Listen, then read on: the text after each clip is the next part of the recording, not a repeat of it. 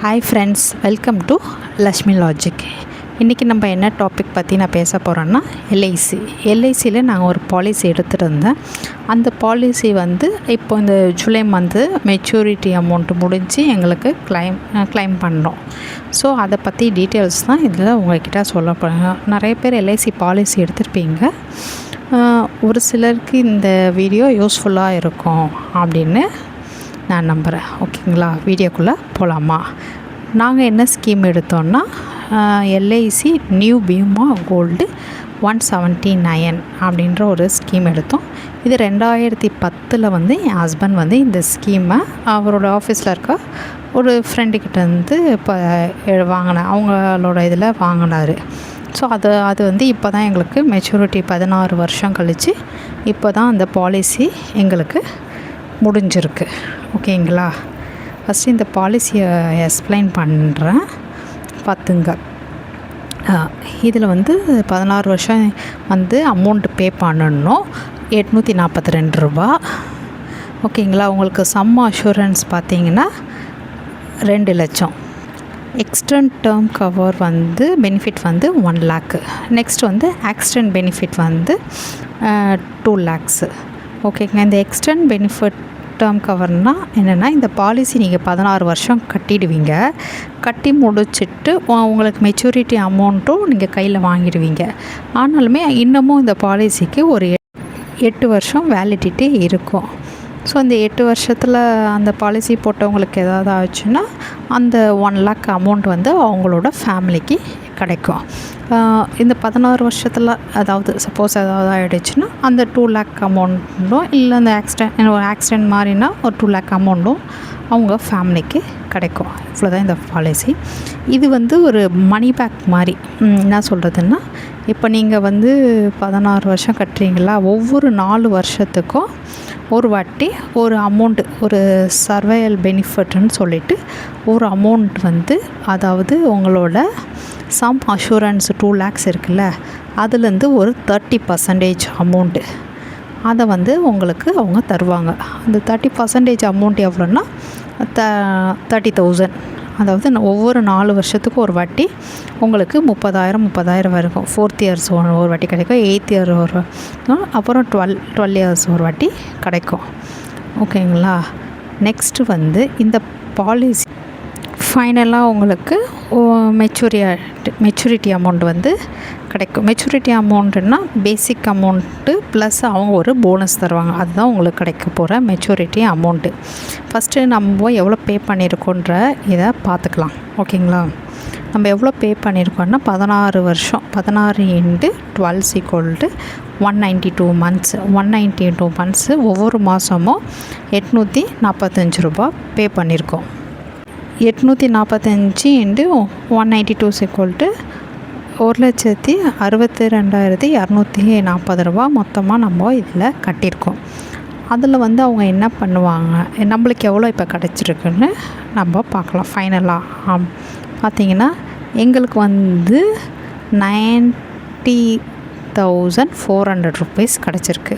நடுவில் என் ஹஸ்பண்ட் ஏதோ ஒரு இதை பே பண்ணாமல் அந்த இதை ஸ்கிப் பண்ணிட்டாருன்னு நினைக்கிறேன், 1 or 2 மந்த்ஸு. அதனால் அதை மைனஸ் பண்ணிவிட்டு இந்த அமௌண்ட்டு தான் எங்களுக்கு இப்போ ஃபைனலாக கிடச்சிது. இப்போ 1 லட்சத்தி மீதி இருக்க அமௌண்ட்டில் என்ன ஆச்சு அப்படின்னு கேட்குறீங்கன்னா, அதை சொன்னல, 4th இயரு, 8th இயரு, 12 மொத்தம் 3 இதுவும் 30 சேர்த்து 90,000. அது ஒன்று. மொத்தமாக டோட்டலாக பார்த்திங்கன்னா 1,80,400 ரூபா தான் நம்மளுக்கு எல்ஐசி சைடுலேருந்து கிடச்சிருக்கு. இது உங்களுக்கு பெனிஃபிட்டாக இல்லையா அப்படின்னு என்ன கேட்டிங்கன்னா, நம்ம நார்மலாக ஒரு எஃப்டியில் போட்டாவே ஒரு நல்ல பெனிஃபிட்டு தான். பட் எதுக்காக நம்ம எல்ஐசியில் போடுறோம் அப்படின்னா, எதுக்காக நாங்கள் போடுறோன்னா, எல்ஐசியில் ஒரு ஸ்கீம் இருக்குது. இப்போ எஃப்டியில் போட்டுக்கிட்டே இருக்கோம், ஒரு 2 வருஷம் போட்டுகிட்டே இருக்கோம்.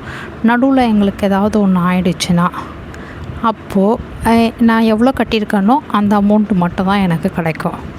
பட் இந்த எல்ஐசியில் நான் போடும்போது என்ன பண்ணேன்னா, உங்களுக்கு சம் அஷூரன்ஸு 2 லேக்ஸ்ன்னு இருக்குல்ல, ஸோ என்னோடய ஃபேமிலிக்கு அந்த 2 லேக்ஸ் கிடைக்கும். அது ஒரு ரீசன்னு. இன்னொன்று பார்த்திங்கன்னா இது ரொம்ப கம்மி தான். இப்போ இது வரைக்கும் எதுவும் ஆகலை. ஆனால் பார்த்திங்கன்னா எங்களுக்கு இவ்வளோ தான் அமௌண்ட்டு கிடச்சிருக்கு. நாங்கள் எக்ஸ்ட்ரா ஒரு 15-20 நாங்கள் கட்டின அமௌண்ட்டை விட ஒரு 15-20 தான் எங்களுக்கு எக்ஸ்ட்ரா கிடச்சிருக்கு. பெருசாக எதுவுமே எங்களுக்கு கிடைக்கல.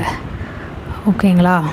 இன்னொன்று என்னென்னா, டேர்ம் இன்சூரன்ஸ்லாம் நீங்கள் எடுத்திங்கன்னா, நீங்கள் எப்படி காருக்கு பைக்கிலலாம் இன்சூரன்ஸ் எடுக்கிற மாதிரி உங்களுக்கு நீங்கள் டேர்ம் இன்சூரன்ஸ் எடுத்திங்கன்னா அது எப்படி, அது நீங்கள் மந்த்லி பே பண்ணுவீங்க. உங்களுக்கு ஏதாவது ஒன்று ஆனால் மட்டும்தான் அந்த அமௌண்ட் வந்து உங்கள் ஃபேமிலிக்கு கிடைக்கும். மற்றபடி அந்த அமௌண்ட்டை வந்து நீங்கள் எங்கேயுமே கிளைம் பண்ண முடியாது. ஆனால் எல்ஐசியை பொறுத்த வரைக்கும் நம்ம கட்டின அமௌண்ட்டு எந்த ஒரு இன்ட்ரெஸ்ட்டும் இல்லாமல் அப்படியே நம்ம கைக்கு வருது, அவ்வளோதான். இது எல்லாம் இன்வெஸ்ட்மெண்ட்டை விட ரொம்ப ரொம்ப கம்மியான ஒரு ரிட்டர்ன்ஸ் தான் கிடைக்குது. நார்மலாக நம்ம பேங்க்கில் நம்ம அக்கௌண்ட்டில் காசு எப்படி இருக்கும் அந்த மாதிரி எல்ஐசியில் போட்டு வச்சுருக்கோம், அவ்வளோதான். வேறு ஒரு வித்தியாசமும் இல்லை.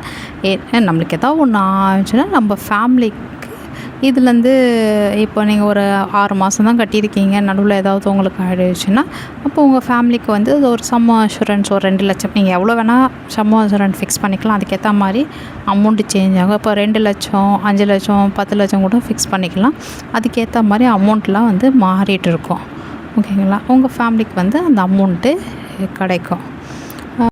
நெக்ஸ்ட்டு வந்து எல்ஐசி எப்படி பிஸ்னஸ் பண்ணுறாங்கன்னா, எல்ஐசி வந்து ஒரு பேங்க் கிடையாது. ஏன்னா உங்கள் காசை எடுத்துகிட்டு போய் நீங்கள் எல்ஐசியில் போட போகிறதில்ல. இந்த மாதிரி ஏதாவது ஒரு ஸ்கீம் மூலயமா தான் அது வந்து, இந்த மாதிரி ஸ்கீம் மூலயமா நீங்கள் உங்கள் காசை கொடுக்குறீங்க. அதை தான் வந்து நிறைய பேருக்கு வந்து லோனாவோ, இந்த ஹவுசிங் லோனு மற்ற எதாவதுக்கா லோன் இருக்குல்ல, அதுக்கெல்லாம் வந்து அவங்களால கொடுக்க முடியுது. ஸோ உங்களுக்கு வந்து எல்ஐசியில் வந்து ரொம்ப ரொம்ப கம்மியான பெனிஃபிட்ஸ் தான் கிடைக்கும். உங்களுக்கு நல்ல பெனிஃபிட்ஸ் வேணால் நீங்கள் வந்து எஸ்ஐபி வேறு நிறைய இருக்குது, அதில் நீங்கள் இன்வெஸ்ட் பண்ணலாம். பட் ஒரு சேஃபாக உங்கள் நெக்ஸ்ட்டு அப்படி அந்த பேங்க்கில் போட்டால் அந்த பணம் மட்டும் தான் இருக்கும். ஆனால் இந்த ஸ்கீமில் போட்டால் கொஞ்சம் நம்மளுக்கு அப்புறம் இந்த மாதிரி ஒரு 1 லட்சம் 2 லட்சம் எக்ஸ்ட்ரா நம்ம பசங்களுக்கு கிடைக்கும், அவ்வளோதான். அந்த மற்ற ஸ்கீம்லலாம் போட்டால் நீங்கள் எவ்வளோ போட்டிங்களோ அவ்வளோக்கு இன்ட்ரெஸ்ட் போட்டு தருவாங்க. ஒரு எஸ்ஐபிலாம் போட்டு இல்லை எஃப்டியோ ஆர்டியோ அவ்வளோதான் தருவாங்க. நீங்கள் ஒரு 6 மாதத்துக்கோ இல்லை 1 வருஷத்துக்குள்ளே உங்களுக்கு எதாவது ஒன்று ஆகிடுச்சுன்னா கூட நீங்கள் என்ன அமௌண்ட்டு மாதம் ஒரு 800 ரூபாவா ஒரு வருஷம் நீங்கள் கட்டிருந்தீங்கன்னா ஒரு 5500 6000 அந்த மாதிரி ரேஞ்சில் தான் கிடைக்கும். அந்த அமௌண்ட்டு மட்டும் தான் இருக்கும். ஆனால் நீங்கள் எல்ஐசியில் அதே அமௌண்ட்டை நீங்கள் ஒரு 7-8 மாதம் நீங்கள் கட்டிட்டு அதுக்கப்புறம் உங்களுக்கு எதனா ஒன்று நடந்தால் கூட உங்களுக்கு வந்து இந்த சம் அஷூரன்ஸ் வந்து கிடைக்கும். இதுதான் எனக்கு தெரிஞ்சது. இதில் ஏதாவது தப்பு இருந்தால் நீங்கள் இதில் இன்வெஸ்ட் பண்ணுறதுக்கு டேர்ம் இன்சூரன்ஸே இன்வெஸ்ட் பண்ணலாமே அப்படின்னாலும் அதுவும் உங்கள் சாய்ஸ் தான். வேறு நீங்கள் இந்த மாதிரி ஏதாவது பாலிசி எடுத்து வச்சுட்டு இருந்தது ஃபைனலாக உங்களுக்கு எவ்வளோ மெச்சூரிட்டி அமௌண்ட்டு கிடைக்கும் அப்படின்னு தெரியணுன்னா எனக்கு மெசேஜ் பண்ணுங்கள், நான் எக்ஸ்பிளைன் பண்ணுறேன். இன்னொரு விஷயம் புரிஞ்சுங்க, எங்களை சம் அஷூரன்ஸ் 2 லட்சம்னு இருக்குது. ஆனால் எனக்கு கிடைச்சது பார்த்திங்கன்னா 90,400 தான். சம் அஷூரன்ஸ் 2 லட்சம்னா 2 லட்சம் தான் கிடைக்கும்னு எல்லோரும் நினச்சிட்ருக்காதீங்க. சம் அஷூரன்ஸ் வேறு, மெச்சூரிட்டி வேறு.